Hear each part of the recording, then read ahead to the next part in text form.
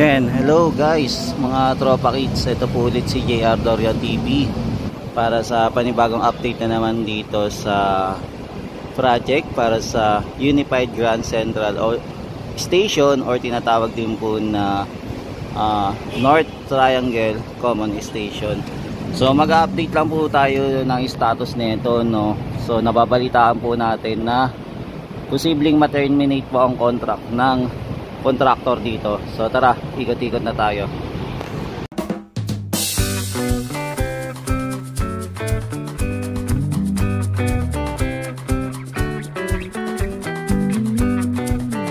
Yan, so dito makikita po natin ang Ayala Mall, Trinoma. So malapit lang po yung Ayala Mall, Trinoma dito po sa Unified Grand Central Station. Yan, tapos dito naman po yung MRT 3 sa North Avenue naman. So ito yung MRT na papasok naman po dito sa Trinoma. So ito po yung Trinoma. Yan, nagsimula po tong project nung time pa po ng 2019.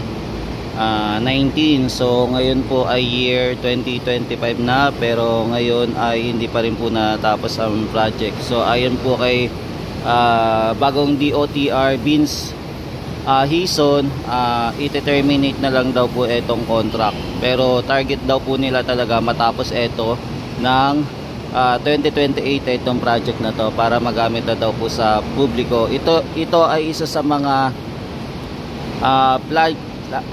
flagship project management office o tinatawag na FPMO.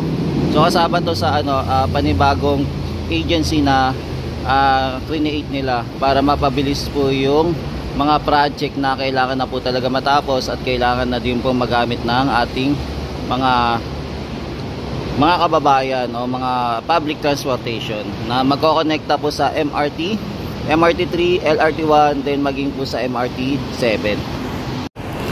Yan, dito sa project na po ito, yung Unified Grand Central Station, nagsimula tayo mag-update dito nung taong 2022 pa. So halos ilang taon na rin tayo nag-update dito. So hanggang ngayon 2025 na po, ngayong taong March, ngayong buwan ng March. Ayan, so continuous pa rin tayo nag-aabang kung kailan matatapos itong project na to. Ayan, so ito po yung kalagayan ng Unified Grand Central Station. So na-inspection na din po ito ng ating head secretary po. Kaya tara, ikot-ikot pa tayo. Yan, so ito po yung mga gamit-gamit nila, no, na nakatenga lang. So ang contractor ata na ito is BF.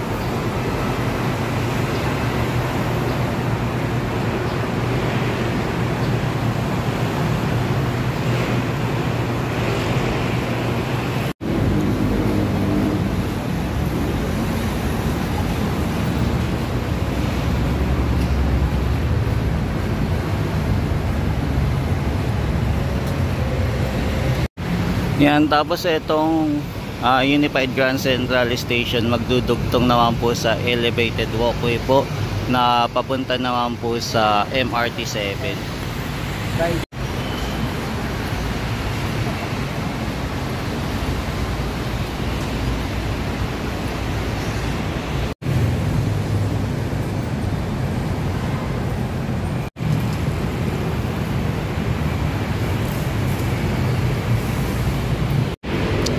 Yung daanan pala dito, no, sa ilalim po ng Unified Grand Central Station. So nilagyan na po siya ng mga, yan, linagyan na po sila ng paver stone. So naglagay na po sila dito para makatawid po ng maayos ang ating mga kababayan na naglalakad po dito.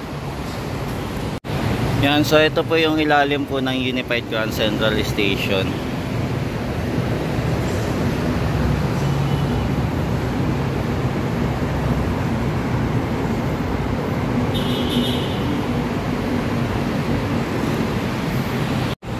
Yan, dito naman matanaw naman po natin yung elevated.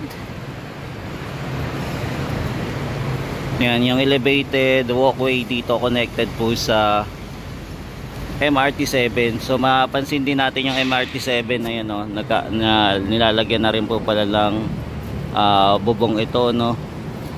So unti-unti na pong nagkakaroon ng progress ito. Nagkakaroon po ng korte itong station ng North Avenue Station.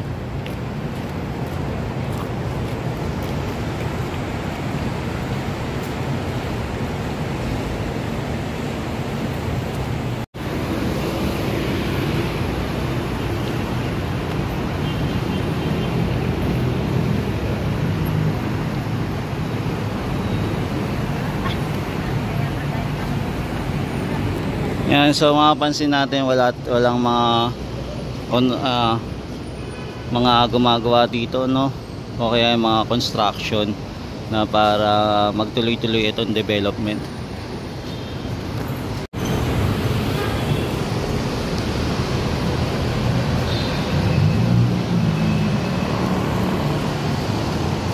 Yan, dito sa kahabaan po ng EDSA, matatanaw din po natin itong SM City North EDSA.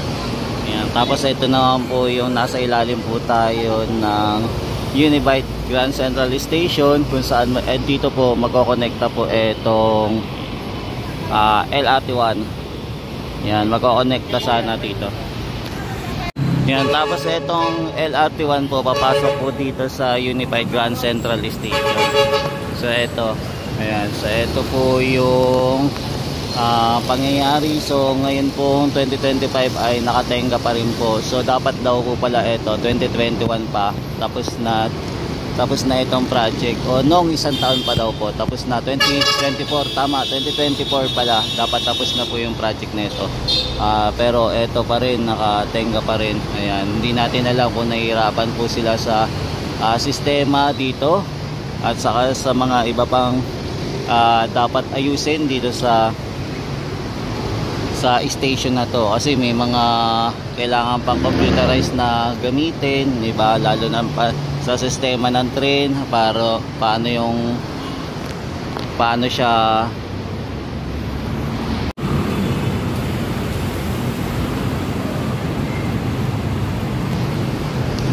yan. Kung natapos sana po itong project na to, sabihin natin ng 2024 po or 2023, sana nagagamit na po ito ng ating mga kababayan. Maging ako nga din po sana dito, na sana din ako sasakay at hindi na rin po ako pupunta sa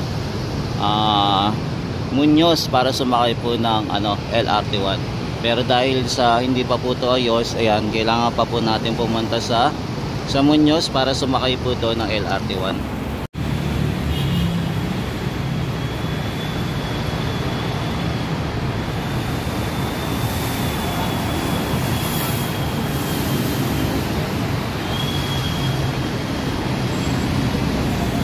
Yun, may mapapansin din tayo may gumagawa dito ng parang pang elevated walkway din ata to na inayos.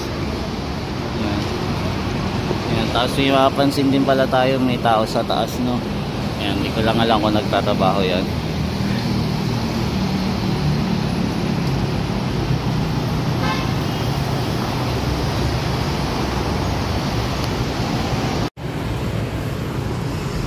Yan, dapat ito na talaga, no, na-inspect ng ating mga head no ng DOTR para at least malaman nila kung ilang taon ba dapat matapos yung mga project. Tapos kung hindi matatapos agad on time, dapat meron penalty, no, mga ganon. Halimbawa may usapan kailangan matapos ng itong isang taon, pag hindi natapos pwede ma-terminate yung kontrata, o kaya hindi ma-fully paid yung kontrata, mga ganon, no. Sana may pirma, kasi kaya naman palang ayusin yung sistema ng DOTR. Kaya sana from the start pa lang nabantayan na tong area na to, no. Ayan, kaya lang hindi nabantayan. So meron pala ngayong media pala sa taas nagko-cover ng pangyayari dito sa Unified Grand Central Station. So iniikot-ikot pala nila etong area na to. So meron pala nagko-cover dito, hala ko wala.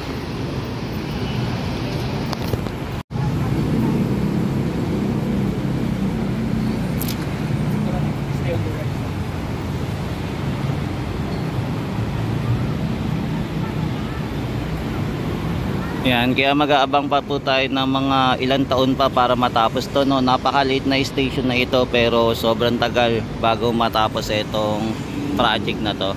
Ayan, so sa pamumuno to ng contractor ng BF po ata yung ano na ito in charge.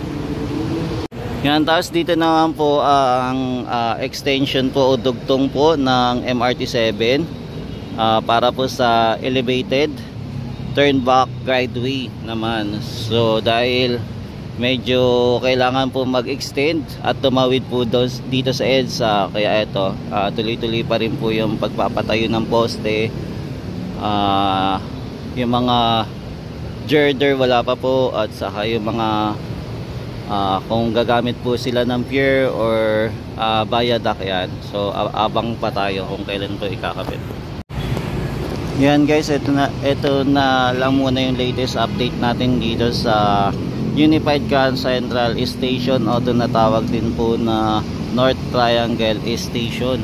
So abangan na lang natin kung ano yung kung anong mangyayari dito sa station na to, kung yung kontrata is tutuloy pa ba or totally terminate na po yung kontrata, lalo na sa sobrang tagal po matapos etong project na to na sobrang nadidelay. So nasimulan po ng 2019, so 2025 na, 19, 20 to 6, halos 6 years na po.